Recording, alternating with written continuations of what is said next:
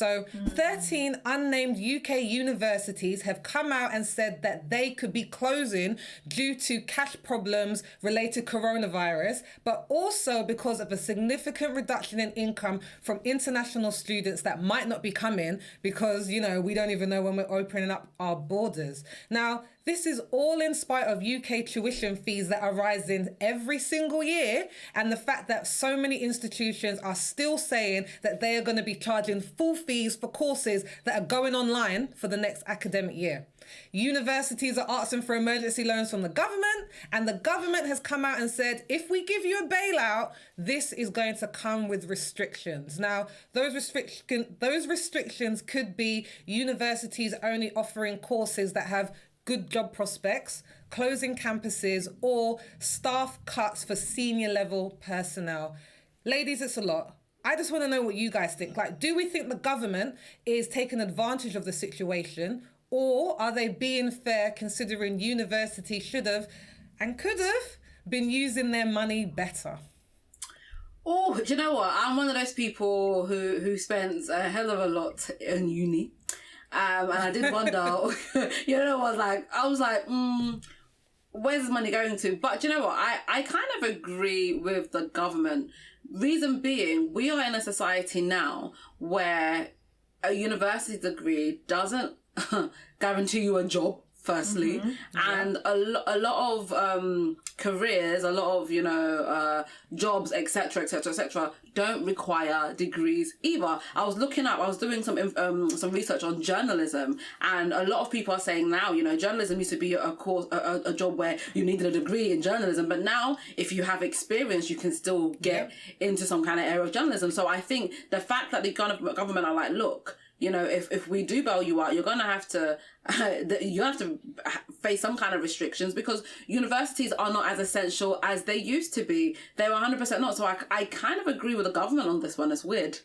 You see, I don't know if I agree with the government bailing them out. And the reason why, well, first, I'm kind of confused about, because I was one of those people that unfortunately had to pay a very extortionate fee to go to university. And the whole time I was going there, I kept thinking to myself, where is my money going? Like, you're not giving me free books. You're not giving me a free laptop. I'm not receiving anything. I still have to spend extra. So I was kind of always confused about where my money was going. But the reason why, my general question is the money management. Like, what has gone on with these universities that a few months or maybe a year without X amount of international students would put you in such a financial crisis that the government needs to step in. Like, that would be my question, where's going on? But the reason why I wouldn't go for the government bailout, I'm not a university person to say, like, I don't want your money. But I sometimes feel like the government has such an agenda. So whenever they put, like, strings attached to something, even though it's like, yeah, okay, I guess it makes sense that you would only want to put money into something where people will come out and then get a job from so that you're getting a return on your money.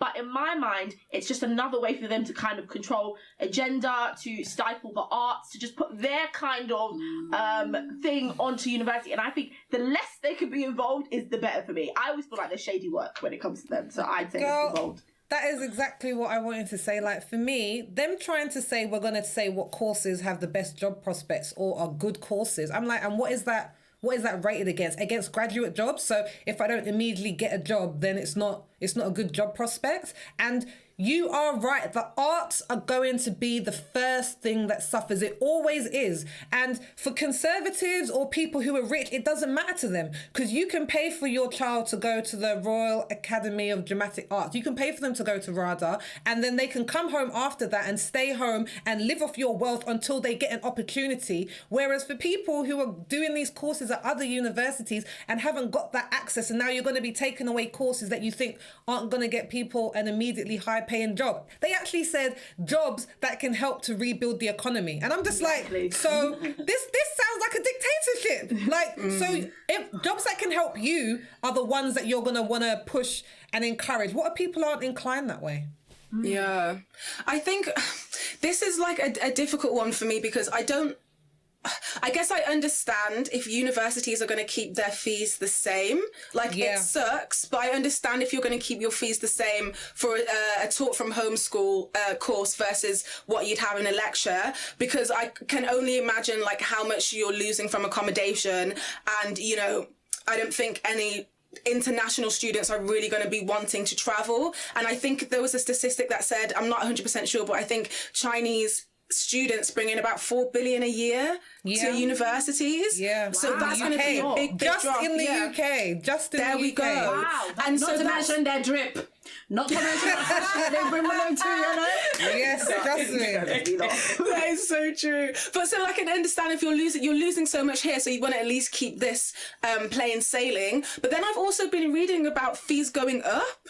Yeah. And I really don't agree with that. Like, they're high enough already, if you ask me. Like, you're literally just setting up people who want an education, you're setting them up for debt. So to double that, or to just, it doesn't need to go any higher, basically. But I also think that the conversation of universities, should they have handled their money better, for me, is a separate conversation to... Should we have expected them to survive a global pandemic? Like, are we expecting anyone to really survive this long without income? So I think if you actually want to do something good, I think there was talk of having pay cuts for the chancellors, which is a really good idea, because I think the highest paid chancellor in the UK receives £1,500 a day.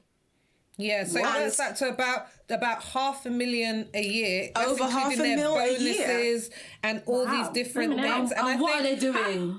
Do you know how long a student can last on 1,500? Do you know how long a student can last on your day rate? My question is, how do you get one of these jobs? Is there a university degree for that? Do I need to They're not giving these jobs out to everyone, but I think it's such an important question to be had. And do you know what, Luanda? I think you're so right. Like, when we're saying should they have managed their money better, we're all seeing now the gaps that every organisation had in not thinking about what happens if I'm a restaurant and no one comes in for the next 3 months. Like, this is something that you would never even imagine. You would never imagine that no student would be able to come to the September term date. You wouldn't even imagine it. So I think putting blame on universities said they should have been thinking, we're in a situation we never thought we would be in, number one. But I think it's shown where we actually can't be relying on that 4 billion. Like, we can't be living hand to mouth. And what universities have been saying to the government is that we don't, because what the government is saying, if we give you a bailout, they provide 45% of university fees and whatever. And they're saying what we'll do is we'll give you 2021's money early. And universities are like, actually, no, can you just write it off? Because what about if things don't pick up then? Like, we're still going to be in the same position. Like, and the government is just I think they're using coronavirus to push their agenda on various different fronts, knowing that if people don't have money or power, they're going to be willing to accept anything. Yeah, it's true. That does make sense. The only thing I will say, though, is... with like the mismanaging of money, I don't like, none of us prepared for it, but it would just be in my mind that if you make a certain, and I know it's hard to say that like with restaurants and things that have happened, but I was just not aware that some universities were living so hand to mouth like this. Like, we need this year to happen so that this year can run. I thought maybe it's like a 2 or 3 year gap, as in, well, if we don't make money this year or we don't make X amount, we have 2 years on bank so that it would roll out. I was just surprised that in the space of a few months, or in the prediction of next year, that they would already need a bailout at this point. That was what was confusing to me. I was just like, I'm so confused at where the money is going. But then what's the cycle of it? The money is going to the chancellors. I think it's 6 of one and half a dozen on the other. Because I think that I don't want to say like I'm flipping sides, because I think it's both what Luanda said and both what you said. Because when you get into that regular money, you just assume it's still coming. Like, so you're why just kind of wouldn't like, you? Exactly. You're like, so we can build a campus because we're going to have that money coming from our international students, and we can hire 3 more members of staff because, we're going to get more students in, and we can do this because they're going to be buying food in the cafeteria. So we can make all these plans because we're going to get students in. We're a university. But now you're seeing that actually no one was saving a cash pot big enough for what if things go wrong. So when we're seeing cinemas going to go bust, this is going to go bust, you're just like, people need to start thinking we need a 6-month cash flow that we put away so that if anything ever happens, everyone can get paid. Yeah, I guess I understand like Anissa's perspective in terms of how much universities take in each year. Yeah. Like, you guys didn't put some of that to the side? Yeah, that's Not even 30%? Yeah. Just a regular. I sound like a saving. Yeah, because it's not just like first years. You have first years, second years, third years. You have postgraduate. You have masters. You have all of these things. So I guess I don't know. I actually think the people at the top are really just trying to hold on to their money, because there's a really easy way of everything. If everything just gets sliced a little bit, not the students at the bottom paying more, but people turning like earning $1.50 a day, just maybe not, and then you can ensure the continuation of your institution. But guys, you know what I just saw? Oh, go on, Luanda, go on. I was going to say, maybe I'm being naive, but I don't really understand, because you know how we were saying the government doesn't respect the arts, and that's something that we've seen continuously. I would have thought that universities are a top priority for the government. So I don't understand, if they are taking advantage of the situation, I don't understand what their motives would be. Like, why would you do that? That kind of ties into what I was going to say, actually, because I think overall, over the last few decades, universities have seen less and less people going to them.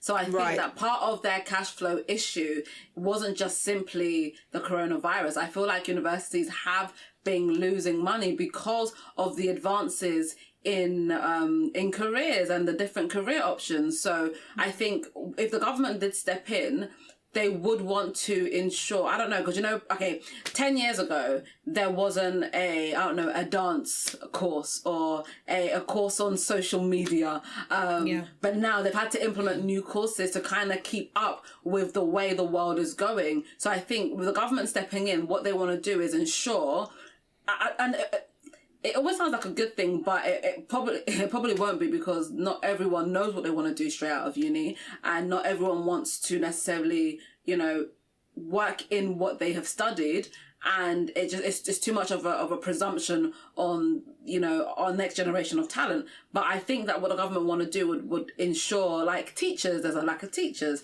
there's a lack of nurses, there's a lack of doctors. So I think they'll probably put more of an emphasis on careers and courses like that, but who knows? But the thing is, like, university numbers, I was looking in this article on the BBC, like, university numbers aren't really going down that much. Really? Like, they're saying they only really go down when the fees go up. There's a slight dip, and then they go back up again. And I agree that there are more and more jobs that want on-the-job experience or being entrepreneurs, but they're saying statistics show that the most money that people have access to, they get through having a degree. They're like, that's still, for the majority, the way that people are making money. So universities are still imperative in terms of that, and I think universities are diversifying the courses they offer, so like you said, they can stay relevant, and I think that's very important. But I think the government trying to have control as to what they're saying is more important, I think that is only going to see courses go down,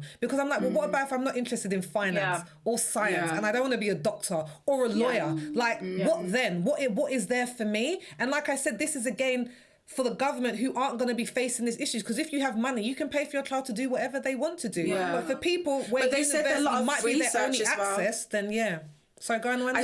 I think they're putting value on a lot of research courses to kind of, I guess, figure out cures and things like that. Or if something like this was to happen again, like, how can we nip it in the bud quite quickly? But I think what you were saying ties into my idea earlier, when I was like, okay, I guess I do have this idea in my mind that it would be bad to keep the course prices the same, but it would be understandable, because in my mind, presumably, the quality of your degree is not going to lessen, right?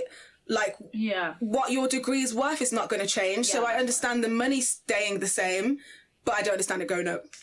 I understand the money staying the same, but the university experience that I'm going to have online with my Zoom call is not going to be the same as being able to talk to my tutor, feel the atmosphere, go on a study freshers. Yes, go on a study break. Like, university, for those who have gone, part of it is the lived experience of university. It's true. It's not so charging people full price for you to talk to me on the screen when you're going to give me a certain time frame. I'm just like, it's not the same. And I think it's taking the mick, personally, asking us to pay £9,000. It's ridiculous. But I was one of the last ones who paid $1,300. So my student loan was like £14,000 when I left university, guys. It was low. You are lucky. You are lucky. Very lucky. Guys, this is embarrassing. Like, this is absolutely embarrassing, because education should be free, and we're like, oh, my mine was only 14,000. Like, Yeah. that's a small amount of money.